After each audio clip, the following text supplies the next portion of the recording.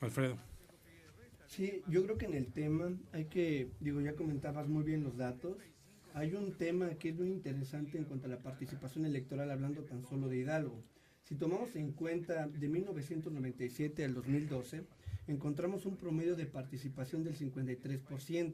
Obviamente aquí el tema importante es que en 1997 hubo una participación del 55%, pero fue algo atípico. ¿Por qué fue atípico? Porque fue la reforma electoral de 1996, la denominada reforma definitiva, aquel Consejo General con José Woldenberg, que generó mucha emoción por parte de la sociedad, se volcó a participar, vio en las elecciones ese canal para resolver los conflictos sociales, ese medio en el cual podría la energía social encontrar una salida.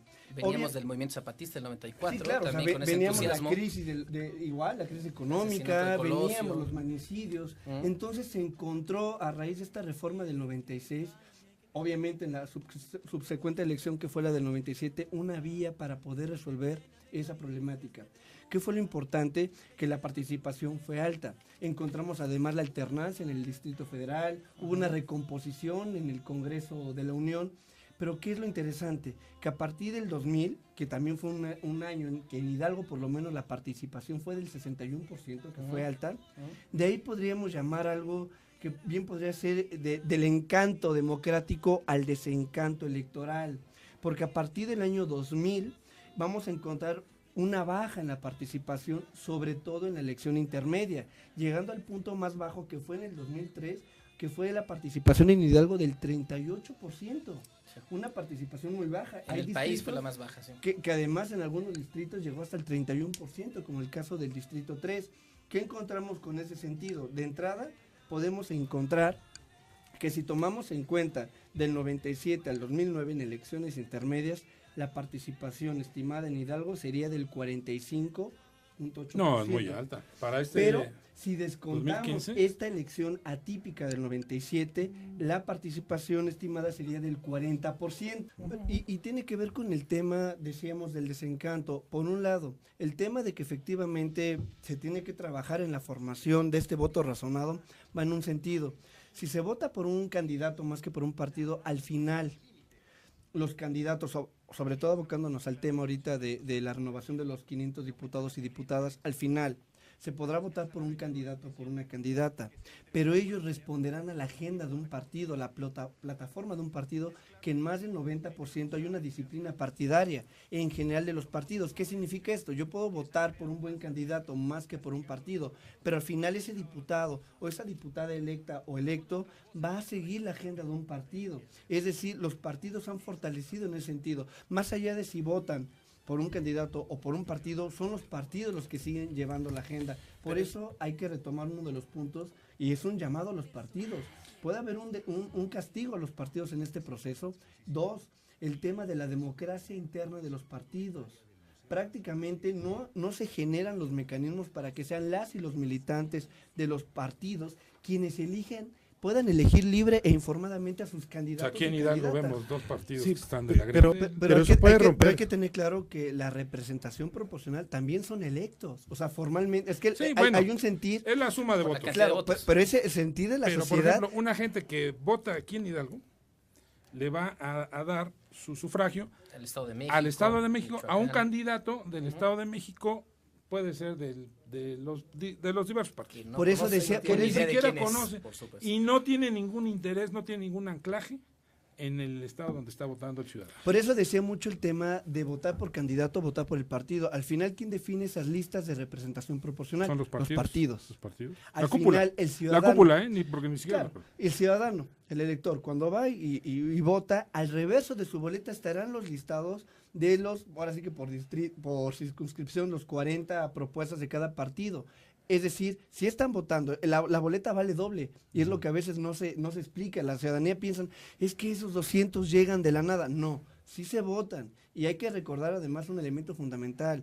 gracias a la representación proporcional se tuvo una mayor pluralidad en el Congreso. Es decir, digo, hay quienes tenemos la postura de que no es de que se reduzca el Congreso a 300 o a 400, pueden ser 500, pueden ser 600, el problema no es el número. Es decir, el problema no es el número de diputados o diputadas, sino cómo se están discutiendo los temas en el Congreso. Claro. Pueden ser muchas diputadas y muchos diputados y al final una cúpula va a tomar decisiones, bueno, pueden ser solamente 3, entonces yo como les decía irónicamente, bueno, si la parte reduccionista es quitar diputados por quitar, entonces nada más dejemos a los líderes de los partidos, y ese no es el tema es que formalmente las y los diputados tienen un papel bien importante y fundamental. Además recordemos que, retomando las encuestas, la propia encuesta nacional sobre cultura política y prácticas ciudadanas, el ENCUP, sí mencionaba claramente el tema de cómo el tema del Congreso es bien importante, lo consideran fundamental, el 70% considera que sin Congreso de la Unión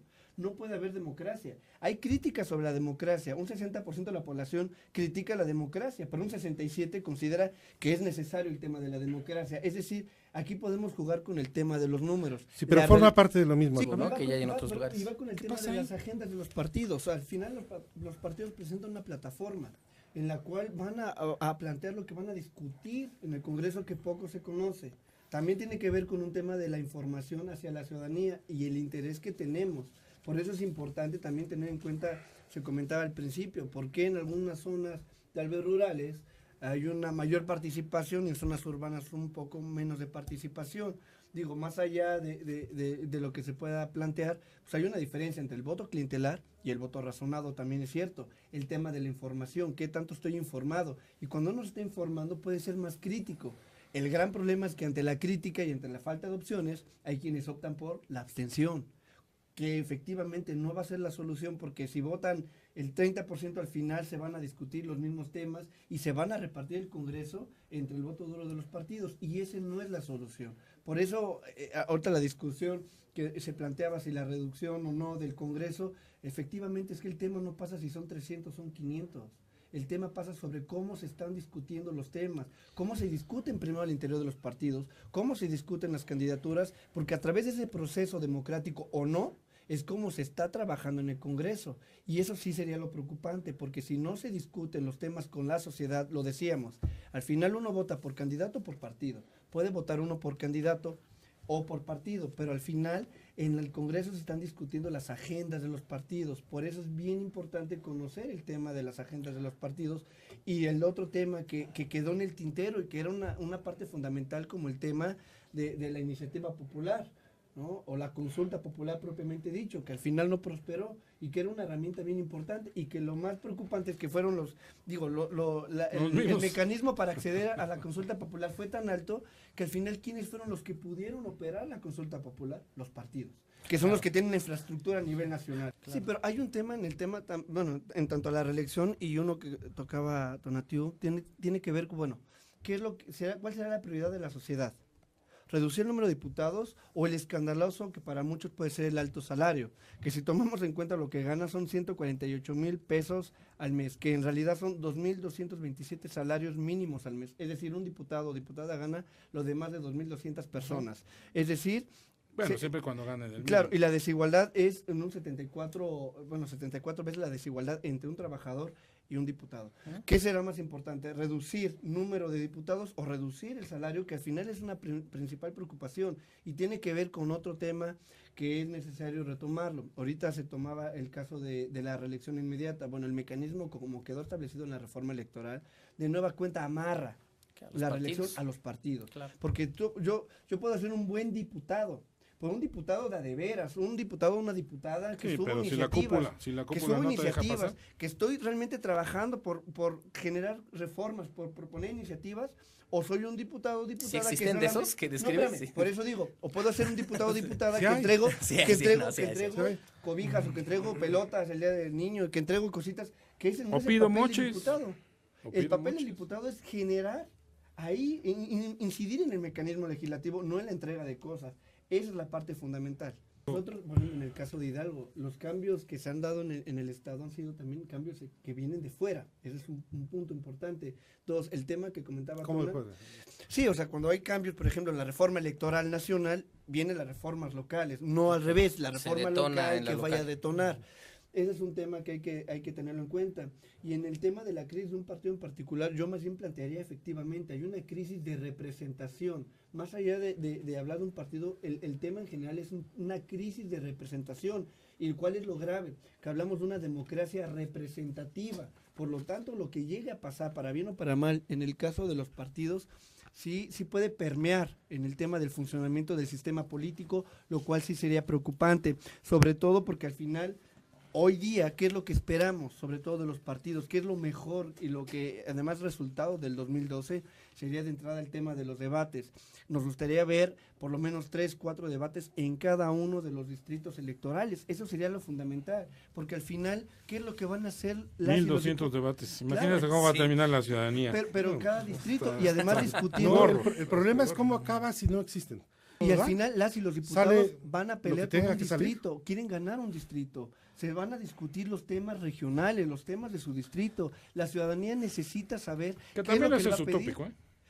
Porque No al final los necesariamente. presupuestos ya no son regionales y dependen mucho de la directriz de los partidos Sí, políticos. pero ¿dónde va a estar el enfoque y la agenda de los diputados y diputadas? En el Congreso son debates, al final son debates. Si entonces nos seguimos con la dinámica nacional, entonces vale lo mismo saber, cuál es la propuesta de un diputado o diputada en su distrito, si al final mejor me espero a lo que diga la televisión con las grandes agendas nacionales. La democracia se construye desde lo local y eso no hay que perderlo de vista. Sí necesitamos conocer realmente quiénes son de cerca, porque es Pero importante. eso también es bueno para Pachuca. Sí, yo creo que aquí tiene que ver con nuestra participación como sociedad, desde los espacios en los que encontramos.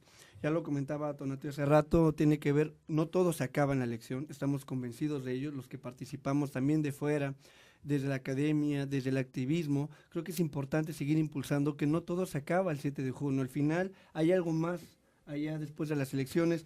Lo que es cierto es de que debemos de contribuir para exigir que tengamos un Congreso serio, un Congreso digno, con diputadas y diputadas que realmente representen la voz y las necesidades de su distrito. Por eso yo insistía en el tema de los debates.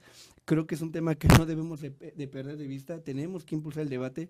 Una democracia exige debate y eso es bien necesario para que realmente podamos tener procesos democráticos plurales, donde la sociedad tenga mayores elementos, más información sobre lo que hacen, cómo piensan, cómo actúan, cómo reaccionan las candidaturas propiamente dicho, porque al final si sabemos cuáles son nuestras problemáticas, hablemos de la pobreza, sabemos del desempleo, de la corrupción, de la marginación, de la desigualdad, pero estoy convencido que es a través de los procesos democráticos como realmente podemos generar estos mecanismos de cambio para tener la posibilidad de cambiar lo que no funciona o premiar lo que se hace bien. Creo que sí tenemos que seguirle apostando a los procesos democráticos, que además incluye una participación activa de la sociedad civil, de las y los ciudadanos que están interesados en los asuntos públicos. Creo que no debemos de perder de vista que no debemos permitir, y que va con el último punto, la parte de ningún momento permitir ni ser partícipes, ¿no? En la parte, por ejemplo, de lo que se comentaba al principio, la compra y coacción del voto. Creo que son prácticas que deben de ser desterradas en lo rural y en lo urbano, y al final nos toca señalar, alzar la voz por cada caso que se llega a presentar que no abonaría en nada al proceso democrático.